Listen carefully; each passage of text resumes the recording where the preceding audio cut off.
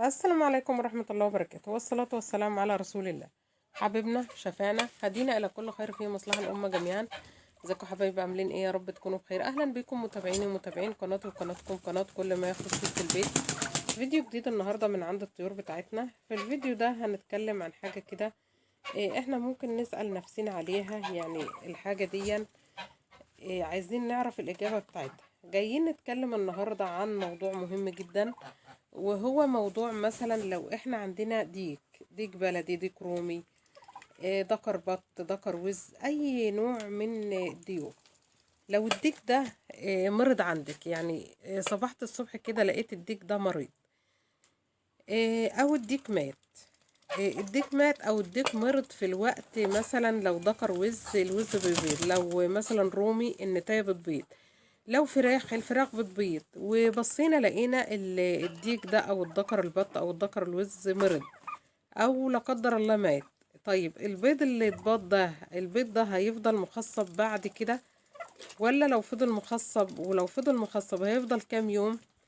ده سؤال مهم جدا. ناس كتير يعني بيحصل لها المشكلة دي، فايه عايزة تعرف البيض ده بقى مخصب هيفضل مخصب بعدها بكام يوم. عايزين يعرفوا الإجابة عشان يعرفوا الديك اللي موجود ده عندهم في مع الطيور بيكفي الطيور ولا مش بيكفي الطيور، ولو بيكفيهم كام يوم، ولازم يكسر على الفرخة كام مرة في الأسبوع عشان تفضل الفرخة تدي بيض مخصب. أسئلة مهمة جدا، حاجات كتير جدا من الأسئلة دي هنتكلم عنها في الموضوع بتاع الفيديو بتاعنا النهاردة. الفيديو هينقذ ناس كتير من خسارة بيض، وسؤال اتكرر آلاف المرات. يعني لو الديك اختفى فجأة ومرض تعب مات، هل البيض اللي هينزل اللي بعدها بقى ده، أو البيض اللي هيتباض بعد كده هينزل بدون خصوبة؟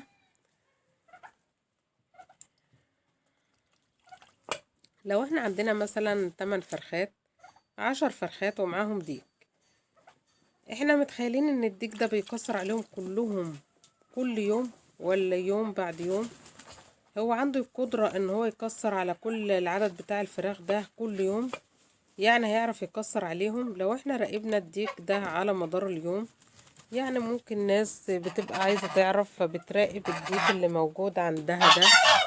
إيه، فطبعا عايزة تراقب الديك ده، يعني تعرف تراقبه كده وتشوف الموضوع ده.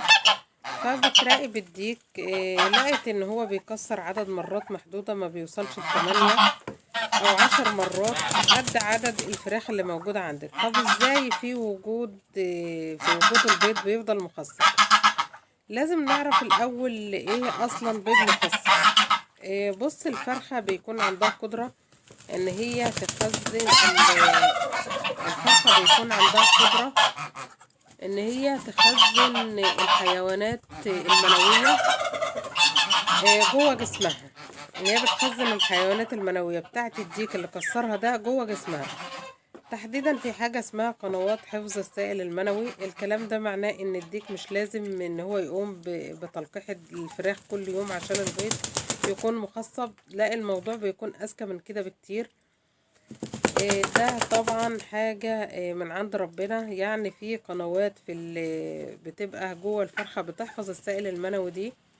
القنوات دي بمنتهى السهولة والبساطة موجودة في كل فرخة، موجودة في كل فرخة عندك، وبتكون على قدر وسع القناة دي وعلى قدر صحة الفرخة نفسها ومناعتها، ومفيش عندها أمراض في جسمها.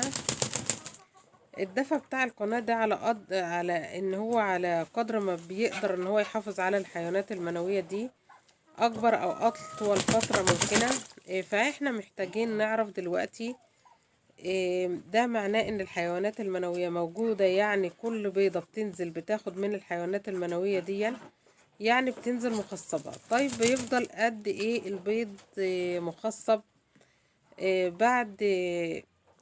بعد ما جبنا الديك؟ الفرخة على حسب العلم يعني بتفضل تنتج بيض مخصب، بتفضل تنتج، يعني خلاصة الكلام ان هي بتفضل تنتج بيض مخصب بعد اخر تلقيح من الديك لفترة ممكن توصل ل21 يوم، ممكن توصل لشهر. يعني لو الديك تعب او عزلتيه لوحده او لا قدر الله مات، البيض اللي هيتجمع بعد كده لمدة من اسبوع ل10 ايام غالبا بنسبة 100% هيكون البيض ده مخصب وبنسبة ممتازة. واخر 3 او 5 ايام الخصوبة بقى بتبدأ تقل بالتدريج. لكن العلم بيقول ان هو 21 يوم ده في اعلى سلالة، يعني اعلى سلالة ممكن تقعد بالشهر 21 يوم او بالشهر تبيض بيض مخصب بعد اخر مرة اتكسر عليها من الديك او اتلقحت. لكن السلالات طبعا الفراخ بتاعتنا البلدي او الحاجات دي بنتعامل معاها زي ما قلنا كده من اسبوع ل10 ايام، واخر 3 ايام الخصوبة بتقل بالتدريج.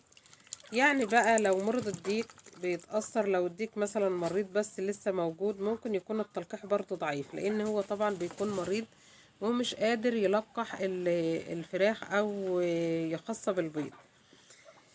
اقل نسبة البيض المخصب لو كان الديك سليم قبل ما يبرد بيوم او يومين، الفرخة فعليا خلاص بيكون عندها مخزون فمش هيتأثر قوي، يعني تمام كده مش هيتأثر بشكل كبير. فوجوده اللي يديك تعبان احسن طبعا من عدم وجوده اصلا عشان البيض المخصب. امتى بقى نقدر نقول ان خلاص كده البيض اللي اتبض بطل يبقى مخصب؟ لو مر اكتر من 30 يوم بقى غالبا البيض ده كله هيبقى خلاص مش مخصب، نستعمله بقى للاكل. ولازم بقى نجيب ديك جديد، ويكون على حسب عمر الفراخ التغذية بتاعته تكون سليمة. الموضوع طبعا بيختلف من سلالة لسلالة، من فرخة للتانية. طبعا العجوزة غير الفرخة اللي بتكون صغيرة في السن، بيختلف برضو هي بتتغذى ازاي. بنديلها اكل كويس، بندفيها. الدفا ده بيدفي القناة اللي بتحفظ السائل المنوي. اللي بيحصل ان كل بيضة بتنزل قبل ما تتكون بتاخد نقطة من السائل المنوي ده، نقطة بس واحدة، وبعد كده بتكمل التكوين بتاعها وبتطلع وتخرج. فاحنا بنتخيل ان السائل المنوي ده كبير كتير، كمية كبيرة، فبيكفي عدد بيض كتير، بيعدي 7 أو 8 بيضات أو 10 بيضات. كمان اللي جايين بياخدوا من السائل المنوي اللي داخل الفرخة ده تمام. لازم ناخد بالنا من حاجة مهمة جدا، ازاي نتأكد ان البيض لسه مخصب. اسهل طريقة هي التحضير، وبعد كده بعد ما الحاجة اللي نايمة على البيض حضناه، وزة نايمة، فرخة نايمة، بطة نايمة، بنعرض البيضة دي للضوء عشان نشوف هي مخصبة ولا لأ. مثلا ضوء كشاف تليفون او كده، لو شفت شبكة عروق صغيرة كده يبقى البيض مخصب بنسبة 100%. لو لقيتها صافية خالص يبقى لأ، البيضة دي مش سليمة.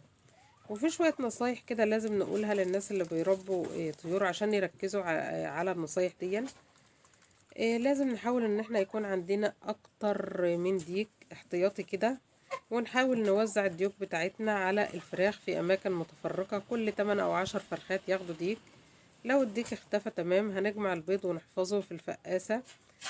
واحنا بقى بنبقى عارفين البيض اللي بعد ما الديك بيمشي ده ب6 7 ايام يبقى مخصب.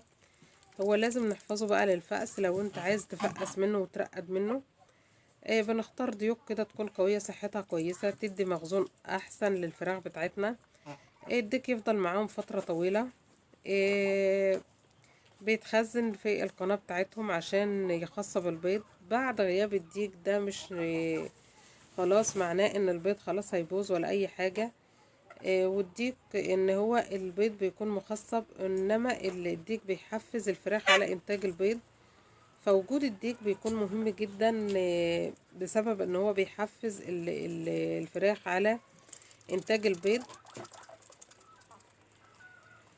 فلازم حتى لو حصل فيه مشاكل في الديك بتاعنا او الديك مات او مرض، لازم يكون عندنا ديوك تانية تكون لسه صغيرة، او نحاول نشتري ديك، لان زي ما قلنا الديوك بتكون مهمة جدا مع الفراخ. حبايبي ده كان الفيديو بتاع معاكم النهاردة، متنسوناش حبايبي باللايك ودعم القناة، والسلام عليكم ورحمة الله وبركاته.